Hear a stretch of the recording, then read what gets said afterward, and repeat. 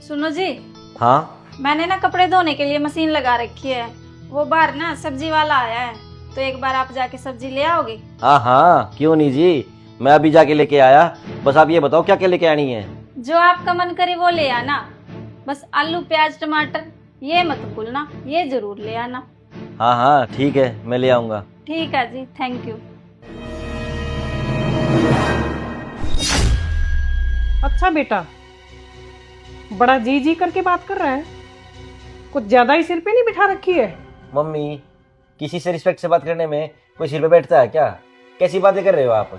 बेटा, इसके कहने से तो तू एक बार में ही बड़ा प्यार से चला जाता है सब्जी लेने, और जब मैं बेचती थी तो 10 बार कहने से भी बड़ा मुश्किल से जाता था।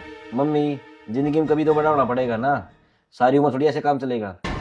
रहने दे, कुछ कहने की जरूरत नहीं है, सब समझती हूँ मैं, जोरू का गुलाम।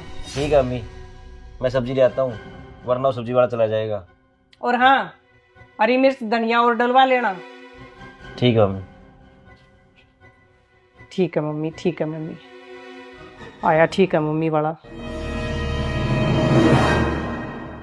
लगता है आज फिर चला गया सब्जी वाला, फिर से दुकान से लेके आनी पड़ेगी सब्जी।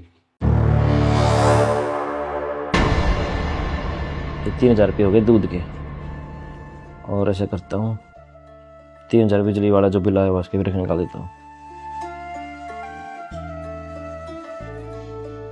सुनो जी, हाँ मुझे ना सब्जी बनानी है। आप ये टमाटर और प्याज काट दोगे? तब तक मैं सुबह के बर्तन पड़े हैं वो साफ कर लूंगी। हाँ क्यों नहीं, मैं काट दूंगा, दो मुझे। हिसाब को तो बाद में देखूंगा, ऐसे करता हूँ पहले सब्जी काट देता हूँ।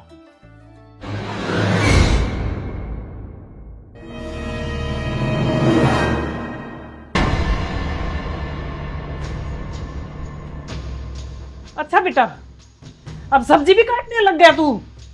मम्मी वो प्रियंका ना बर्तन साफ कर रही है, मैंने सोचा तब तक मैं सब्जी काट देता हूँ, काम जल्दी निपट जाएगा।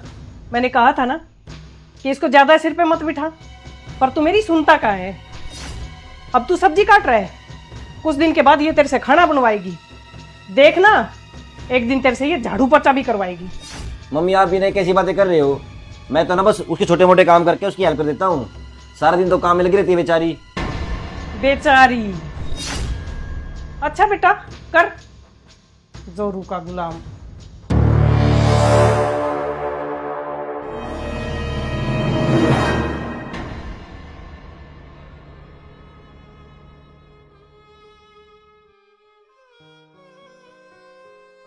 लग रहा है आराम थोड़ा सा?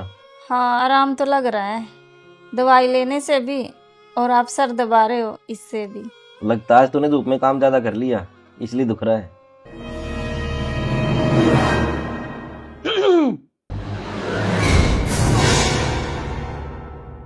क्या हो रहा है ये?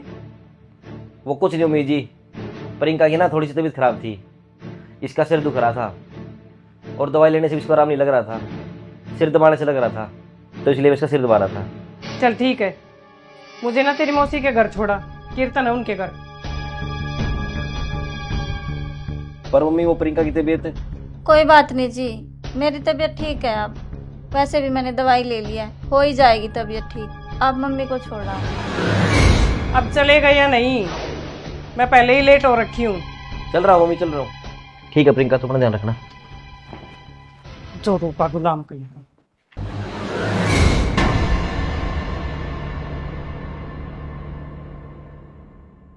बेटा मेरी बात सुन।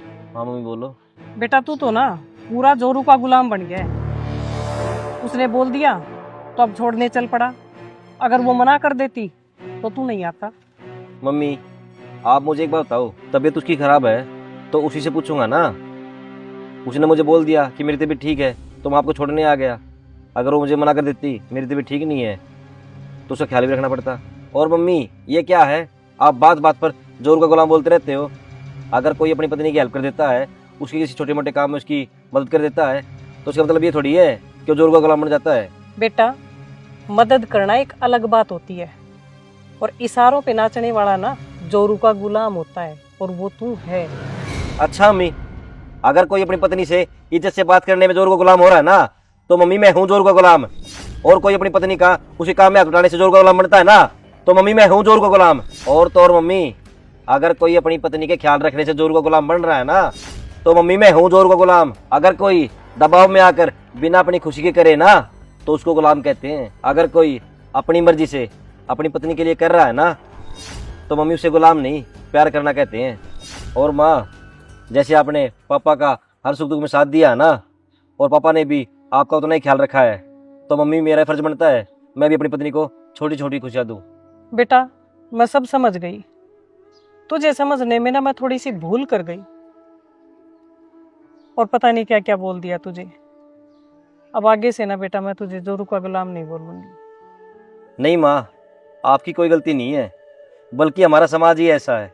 अगर यहाँ पर कोई पति अपनी पत्नी की उसके छोटे छोटे कामों में उसकी हेल्प कर देता है ना, तो उसको जोर का गुलामी बोला जाता है। हाँ तो दोस्तों, वीडियो आप लोगों ने देख ली होगी।